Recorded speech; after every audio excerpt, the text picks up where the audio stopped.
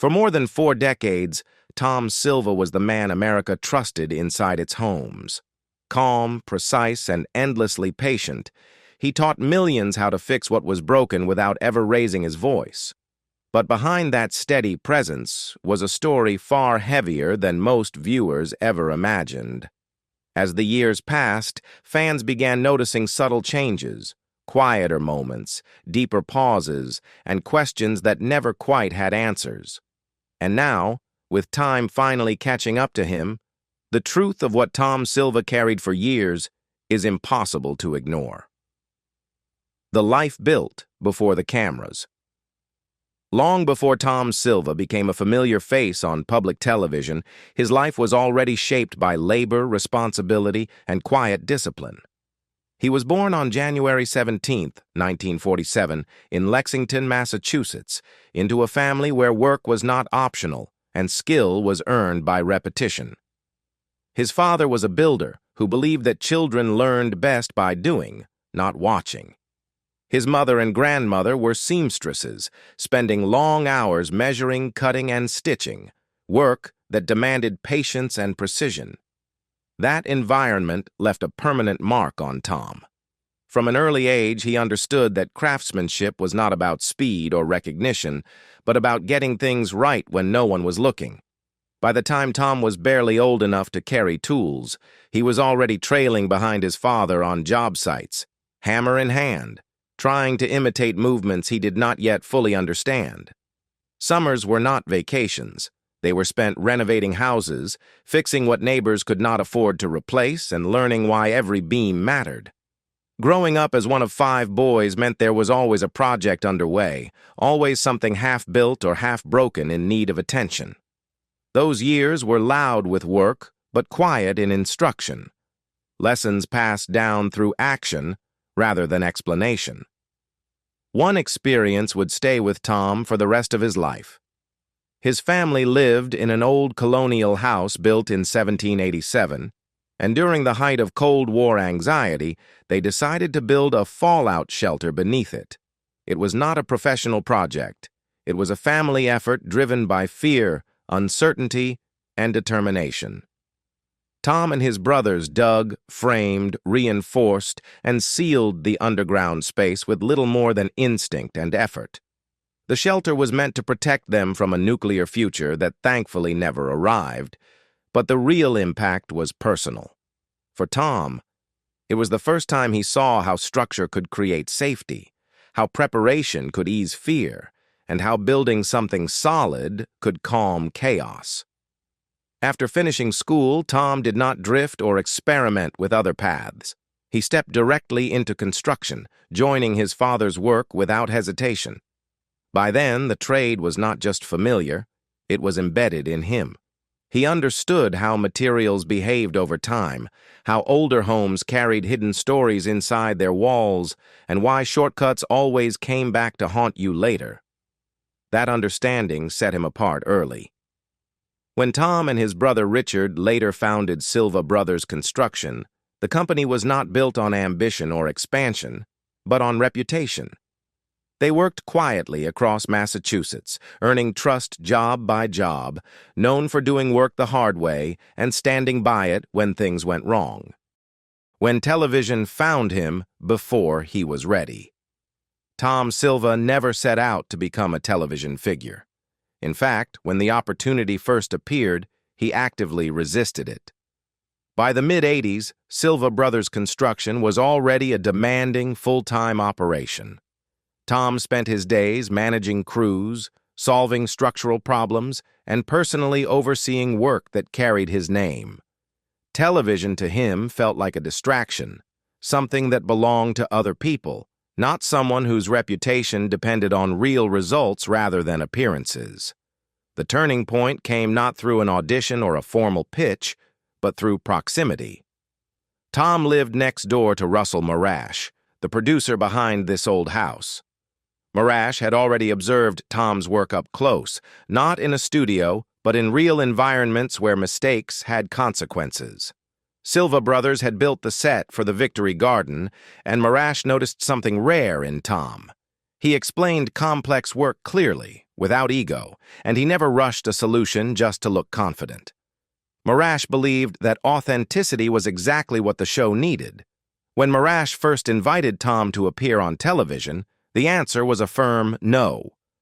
Tom told him he was too busy, and he meant it. Running a construction company was not something he could pause for cameras. But Marash didn't let the idea go. Instead of pushing harder, he waited. Then one day, without warning, Marash arrived at one of Tom's active job sites with a small crew. There was no script waiting, no rehearsal, no plan to make Tom perform. Marash simply asked him to do what he was already doing. That moment changed everything. A microphone was clipped on. Tom kept working. He explained why a beam needed reinforcement, why an old method worked better than a modern shortcut, and why patience mattered more than speed.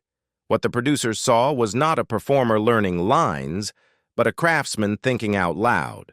Tom didn't exaggerate.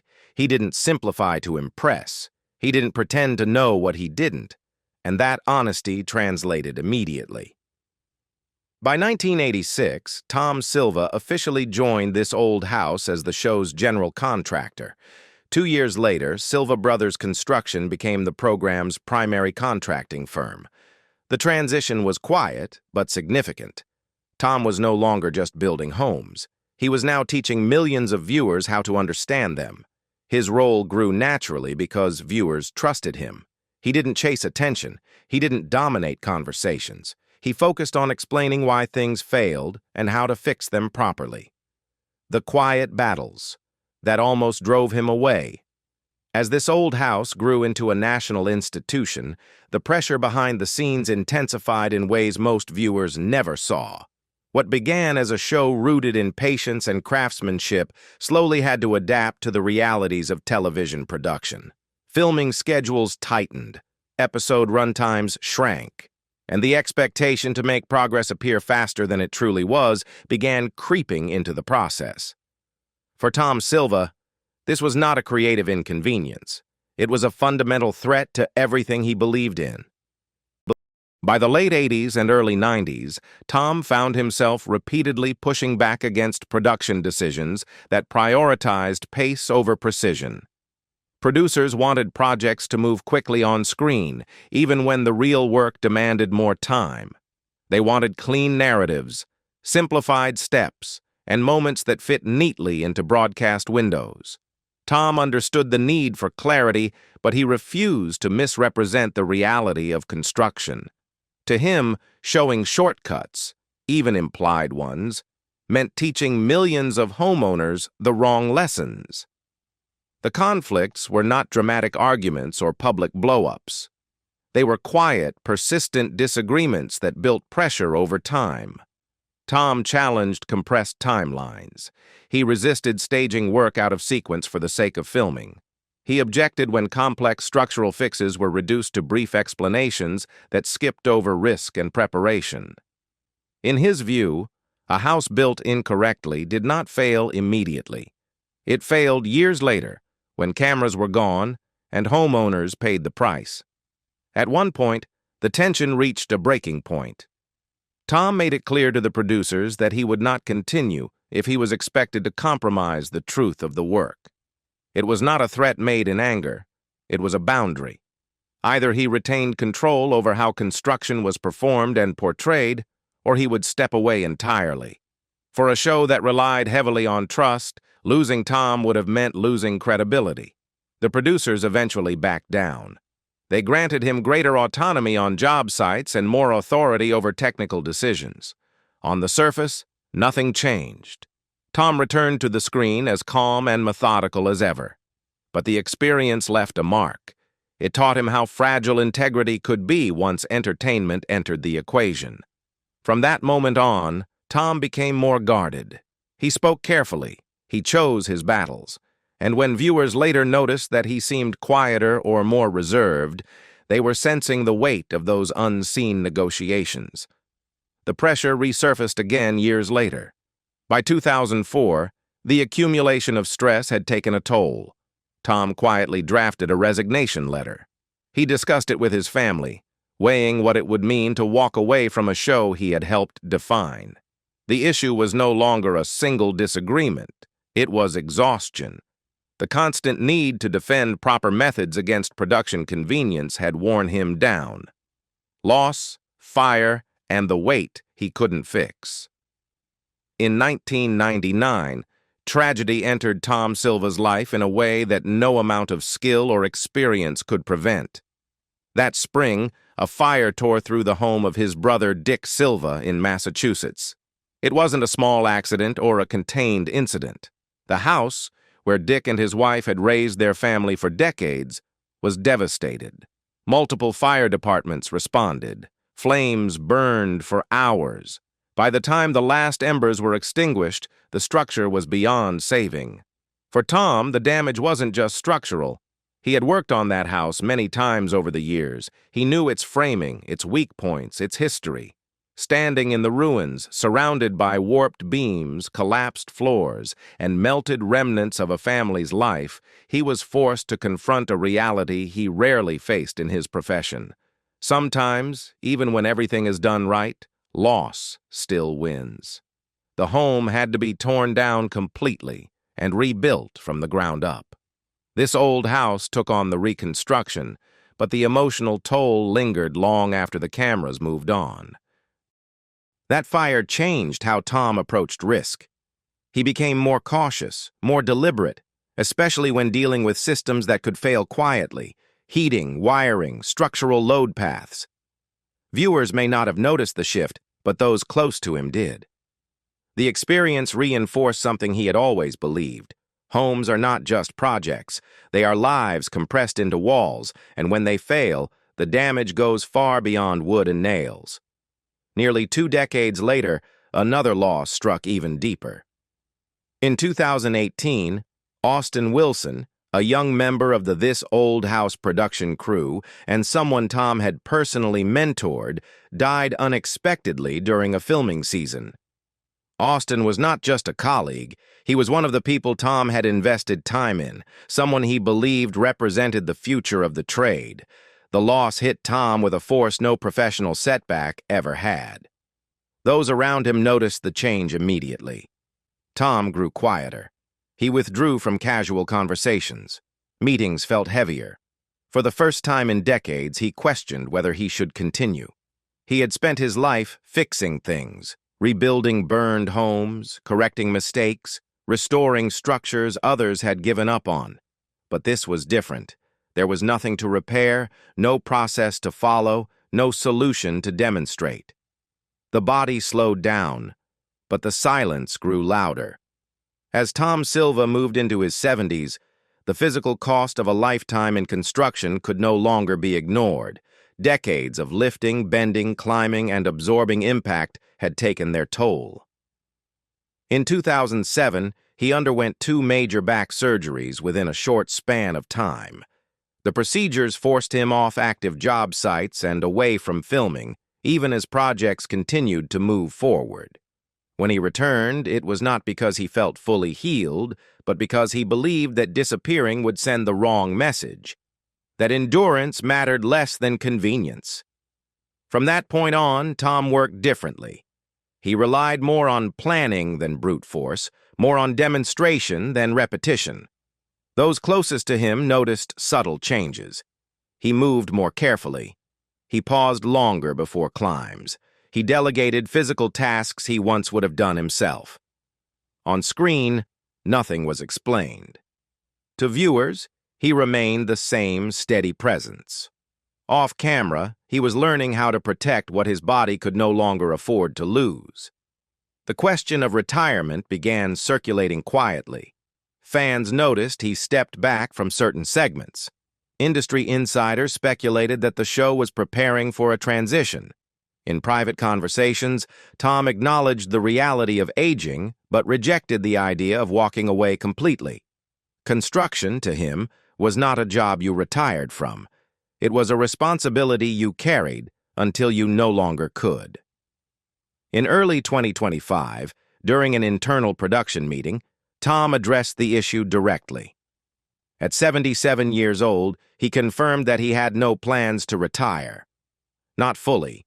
He would remain as lead contractor and technical consultant, focusing on oversight, mentoring, and major projects in Westford and Ridgewood. The decision was met with relief by colleagues who understood how much of the show's credibility rested on his presence. Around the same time, a long-held secret quietly surfaced. For years, rumors had circulated about Tom's involvement in disaster recovery work beyond what was shown on television. In 2025, those whispers were finally confirmed. Since 1999, Tom had been privately funding and organizing rebuilding efforts for families affected by wildfires in California and natural disasters in Massachusetts.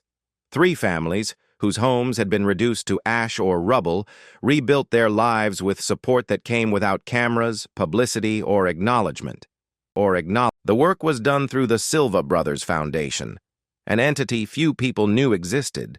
Tom never spoke about it publicly. He never used it to shape his image. Those families were asked only one thing: silence. Not secrecy born of shame, but humility. Tom believed that if help needed an audience, it wasn't really help. What really happened to Tom Silva? When people ask what really happened to Tom Silva, the honest answer is not that something suddenly went wrong. Nothing collapsed overnight.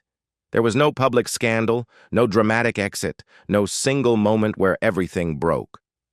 What happened to Tom Silva unfolded slowly over decades in ways that cameras were never designed to capture. He carried the weight of integrity in an industry that increasingly favored speed. He absorbed quiet battles with production so viewers could trust what they were learning. He rebuilt homes after fires, including his own brothers, knowing that some losses change you forever. He mentored young workers, then buried one of them, and returned to work carrying grief instead of answers. He pushed his body past limits, endured surgeries, and learned to slow down without ever truly stopping. And all the while, he lived a parallel life of private responsibility, helping families recover from disaster without credit or recognition. Tom Silva didn't disappear. He didn't fade away. He stayed. That's what makes his story heavier than most. He stayed when it would have been easier to leave. He stayed when the work hurt. He stayed when grief made every decision harder. And in doing so, he became something rarer than a television personality. He became a constant. So what do you think truly shaped Tom Silva the most? The work, the losses, or the choices he made when no one was watching? Let us know your thoughts in the comments. If this story changed the way you see him, don't forget to like, subscribe, and stay with us for more untold stories behind familiar faces.